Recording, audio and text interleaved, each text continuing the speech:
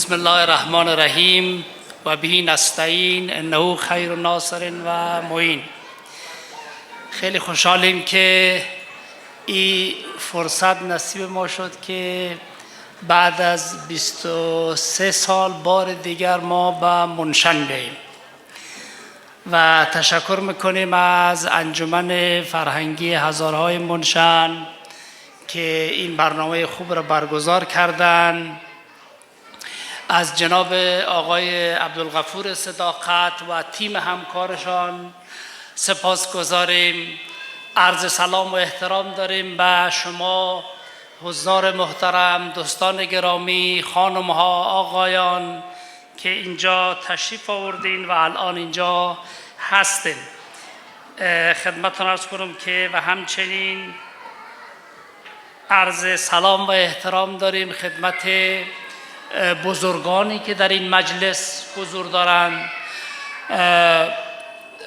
تا جایی که نام بعضی ها رو من فقط یاد دارم و جناب حاجی حیدر حیدری، جناب آقای شیرزاد، جناب آقای باتوری و آقای جوادی. دوستان عزیز، خوشحالم که شما را از نزدیک میبینم و در این محفل تشریف آوردین.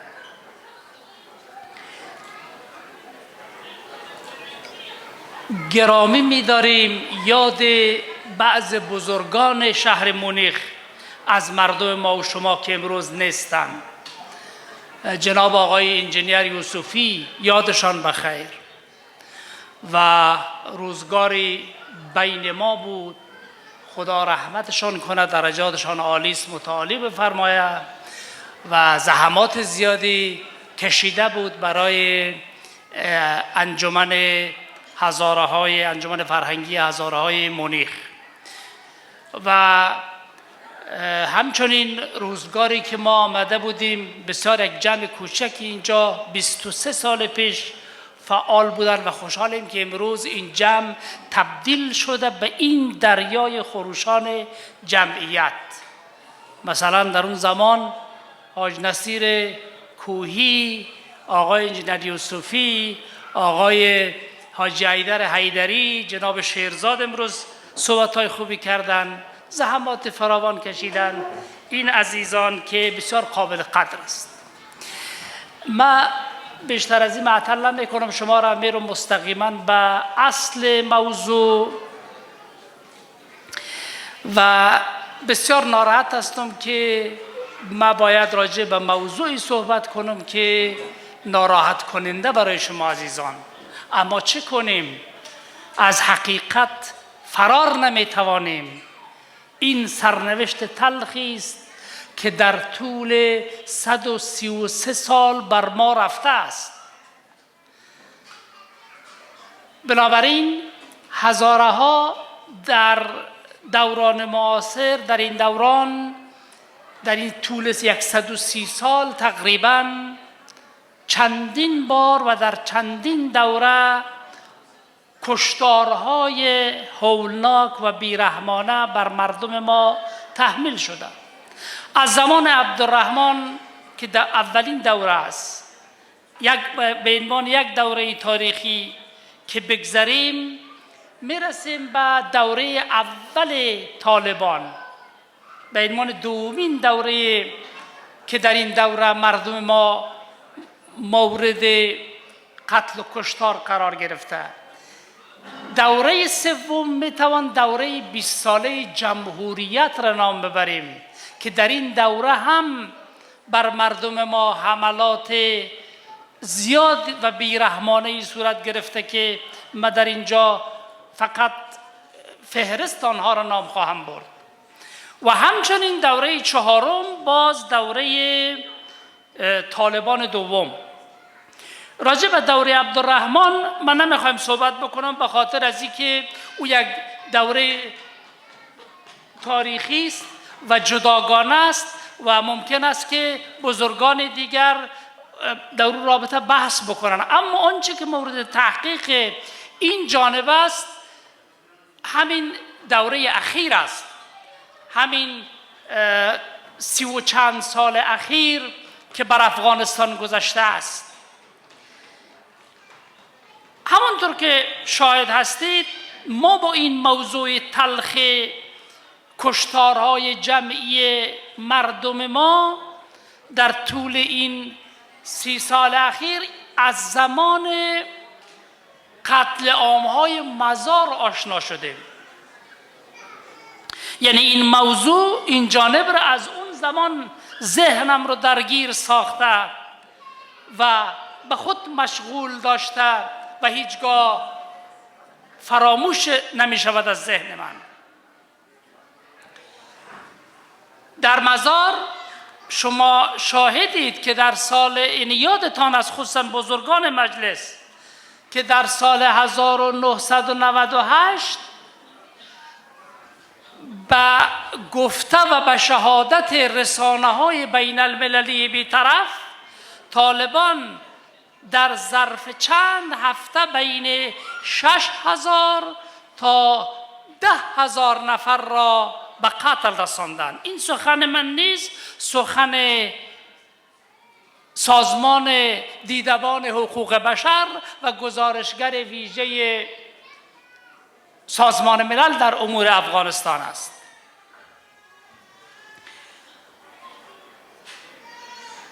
در مزار وحشیگری های زیادی در اون سالها صورت گرفت که حتی مراجع بی‌طرف و منابع بی‌طرف گفت ممکن است اینها میتواند نسل کشی باشد. در تحقیقی که در اون زمان ما انجام میدادیم به این موارد برخوردیم و در اونجا این مسائل آمده بود. کلاً گزارش نهادهای بی‌طرف، من کار به ابعاد دیگه ندارم، فقط 3 مورد رو بیان میکنم که در منابع بی‌طرف گفته شده بود که اینها نشانه های از نسل کشی یک مردم است. طالبان در طی 2 هفته خانه ها را تک تک می زدند و دنبال این بودند که آیا در این خانه هزاره زندگی میکند یا نه. اگر هزاره ای در این خانه است باید بیای بیرون که ما او را بازداشت میکنیم، ما او را با خود میبریم و فقط به دنبال هزاره ها میگشتند. این نکته اول و این یک ویژگی اول. ویژگی اول این کشتارهای مزار در اون سالها. ویژگی دوم این بود که مولوی عبدالمنان نیازی در مسجد جامع شهر در اونجا به ایراد سخن پرداخت و بیان داشت که تا چند قوم و مردم باید از این کشور برن بیرون.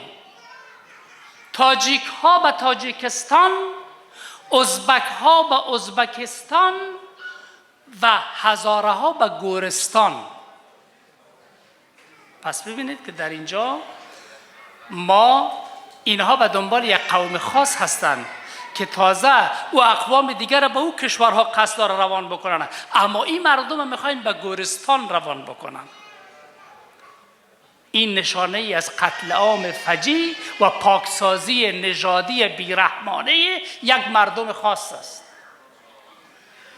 سومین نشانه در این کشتارها این بود که ایرا دیدبان حقوق بشر نقل کرده که یک سرباز طالب رفته بود یک جای اشتباهی یک جوان ازبک را به قتل رسانده بود. پدر و مادر این جوان ازبک به این سرباز طالب در اون زمان گلایه داشت، انتقاد میکرد، شکوه میکرد با گریه و زاری که تو چرا فرزند ما را کشتی؟ چه گناهی داشت بچه ما؟ او حرف طالب یک گپی زده بود که در این ثبت گزارش های بین المللی شده بود. او در اونجا اظهار داشته بود که خب از اول میگفتی که ازبک است، ما فکر کرده بودیم که هزاره است، اگر میفهمیدیم که ازبک است نمیکشتیم. این معنیش چیه؟ این معنیش میخوره به ویژگی های خاص جرم نسل زدایی در اسناد بین المللی.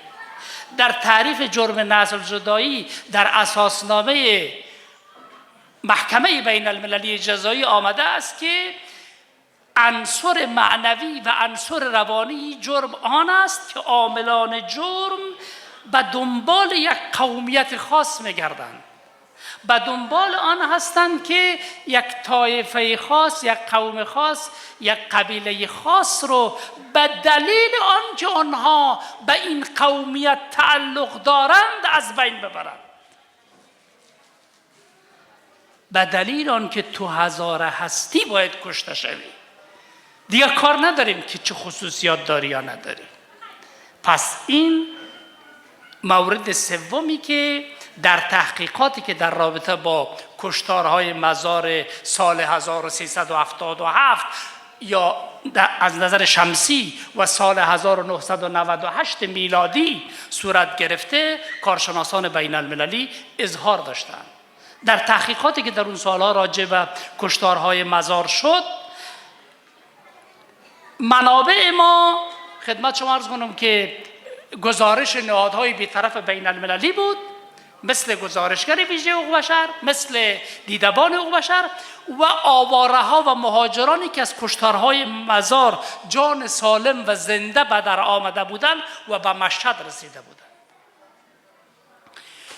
باز در این سالها، در اون دوره اول طالب، کشتار دیگری که صورت گرفت کشتار یکاولنگ بود. در سال 2000 طالبان بیش از 300 نفر را در سرمای زمستان قتل عام کردند و بیرحمانه آنها را به شهادت رساندند در یکاولنگ. اعم از هزاره ها و سادات هزاره. کشتار دیگر در دوره طالب اول کشتار رباطک بود که در اینجا در گزارش خواهر ما هم آمده بود. و در کشتار رباطک سربازان طالب جمع بشن، راه یک موتر را میگیرن که در اون موتر از قومای اسماعیلی ما و شما بوده. اینها را در گردنه رباطک از سرک بیرون میبرن و در همونجا یک تپه، در تپه های اطراف تیرباران میکنن و این هم به عنوان یک کشتار در اون زمان ثبت تحقیقات داخلی و خارجی شده است. دوره بعدی که کشتارها شده و مردم ما مورد قتل عام بسیار بیرحمانه قرار گرفته در 20 سال جمهوریت بود و همچنین دوره طالبان دوم، که ما این دو دوره چون خیلی با هم دیگر ارتباط تنگاتنگ داره، هر دویش پشت سر هم تحلیل میکنیم. در دوران جمهوریت و دوران طالبان دوم مساجد و زیارتگاه های ما مورد حمله قرار گرفت. آموزشگاه های این مردم مورد حمله قرار گرفت. حتی به شفاخانه ها و زایشگاه ها رحم نکردند. باشگاه های ورزشی مورد حمله قرار گرفت. همایش های مردم ما به تظاهرات ها هم رحم نکردند، حتی به راهپیمایی. حادثه 2 اسد، حمله به جنبش روشنایی، بزرگترین نشانه این حمله است که در یک تظاهرات مسالمت آمیز مردم قتل عام بشن و مورد حمله انتحاری قرار میگیره. خب این نشانه ها، این حملات که عمدتاً بر روی یک جمعیت قومی است و قربانیان آن عمدتاً مردم خاص هستند، از نظر نهادهای بین المللی حقوق بشری معنادار است و می تواند نشانه های از نسل کشی درش باشد. مثلا الف، من این 5 تا را که نام بردم، 5 دسته را، حالا یکی یک دو سه مورد بسیار عمدهش برای شما نام میبرم و کلش وقت نیست و زیاد است. مثلا حمله به زیارتگاه، حمله انتحاری زیارت ابوالفضل روز عاشورا 15 قوس 1390. 2. بمبگذاری در زیارت سخی اول حمل 1397 با 33 کشته و 65 زخمی. 3. حمله مسلحانه باز به زیارت سخی در شب تاسوعای 1395، 18 شهید و 58 زخمی که اکثر قربانیان زنان و اطفال بودند. 4. حمله انتحاری به مسجد باقرالعلوم اول قوس 1395 با 32 شهید و 64 زخمی.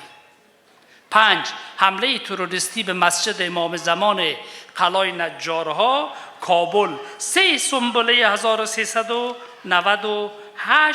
28 شهید و 50 زخمی. 6. حمله انتحاری به مسجد امام زمان برچی 28 میزان 1396، 56 زخمی 56 شهید و 55 زخمی. اینها حملات به عبادتگاه ها و زیارتگاه های ما بود. ب. حمله به آموزشگاه ها در طول این سالها، حتی به آموزشگاه که بچه های مردم، اولاد مردم در اونجا جمع شده که درس بخوانند. واقعا آدم اینجا به یاد عمو عبارت میفته که به ای ذنب قتلت، این دختری که آمده درس میخوانه، این فرزند نوجوانی که آمده درس میخوانه، جرمش چیست که باید کشته شود؟ حمله انتحاری به آموزشگاه کنکور موعود 24 اسد 1397، بیش از 50 شهید و 67 زخمی. 2. حمله تروریستی به مدرسه دخترانه سید الشهدا 18 ثور 1400، 85 کشته و 150 زخمی. 3. حمله انتحاری بر مکتب عبدالرحیم شهید. چه میدانیم، شاید در بین شماها از افراد زخم دیده همین حوادث باشه. چه میدانیم، شاید در بین شماها افرادی باشه که شاهد حادثه بودند.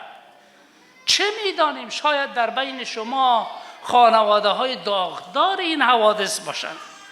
کما اینکه در جلسه فرانکفورت یک شاهد حادثه دوی اسد جنبش روشنایی بود، همون جوانی که دست خود بلند کرده در اون عکس. مرا ببخشید، مجبوریم که این فاجعه هایی که بر ما گذشته است را بیان کنیم. شاید عاملان این جنایات در پیشگاه خدا و قضاوت مردم و تاریخ شرمسار گردند.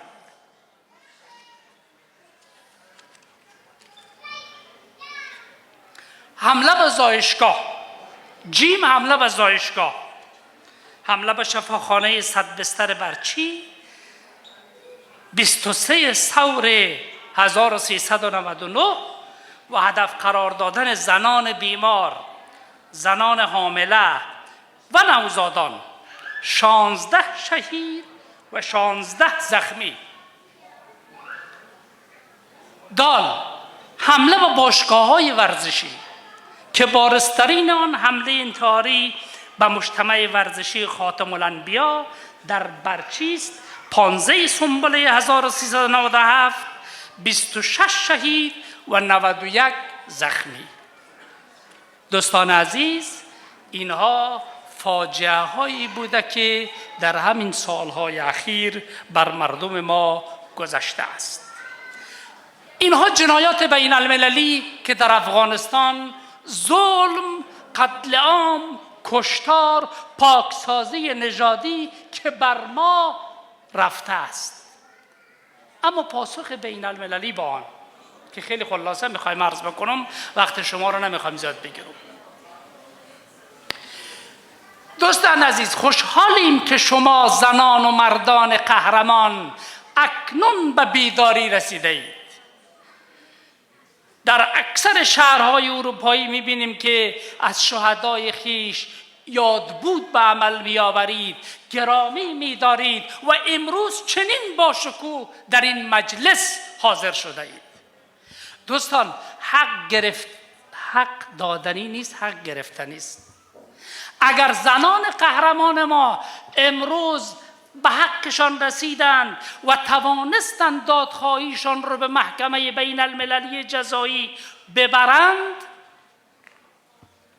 ما آرزو داریم که یک روز هزاره ها هم موفق شود این دوسیه های قتل عام که در طول این چند سال بعد از تأسیس محکمه بین المللی جزایی در افغانستان ارتکاب یافته است، اینها به محکمه برود. ICC اینها را رسیدگی بکنه. و نظرم جامعه بین المللی سکوت شرمساری در برابر مردم ما تا حالا برقرار کرده است. ما از جامعه بین المللی، از محکمه بین المللی ICC خواهان این هستیم که راجع به این جنایاتی که فقط بخشی از اونها بیان شد اظهار نظر کنند. اینها چیست؟ آیا جنایات علیه بشریت است؟ آیا جنایات جنگی است؟ آیا نسل زدایی است؟ نقض فجیع حقوق بشر است؟ آیا اینا انسان نیستند؟ دوستان عزیز، درست این وقتی که این جنایت ها رخ میدهد من یاد مقاله‌ای که در سال 2000 نوشتم، 2002 بعد از حمله به برج دوقلوی نیویورک. من در اون مقاله نوشتم که 11 سپتامبر تاوان تبعیض به مردم افغانستان. حالا باز میگیم بعد از 20 سال اگر جامعه بین المللی در قبال این فجایع سکوت کند، ممکنه بار دیگر 11 سپتامبر دیگری هم در راه باشد. و امیدواریم که انشالله شما با آگاهی، با بیداری، با اتحاد، با وحدت، با راهپیمایی، تظاهرات در تمامی کشورهای اروپایی، کشورهای در آمریکا، در استرالیا، بالاخره صدای خود را به گوش مجامع بین المللی برسانید و حقتان را از آنها بتوانید باز ستانید. و این راه ادامه داره انشالله و یقین دارم که همونطور که زنان ما به حق خودشان رسیدند، شما هم به حقتان خواهید رسید. بار دیگر من سپاسگزاری میکنم از خانم صدیقه مددکار که خیلی آهنگ خوبی خواندن، هنرمند محبوب و توانمند کشور ما و مردم ما هست.